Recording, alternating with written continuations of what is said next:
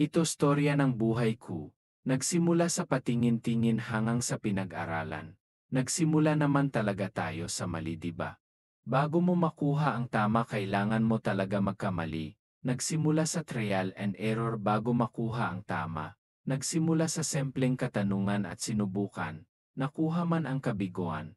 Nagpatuloy at pinag-aralan paano itama. Isa lang ito sa maliliit na pagkakamali patungo sa inaasam na tagumpay.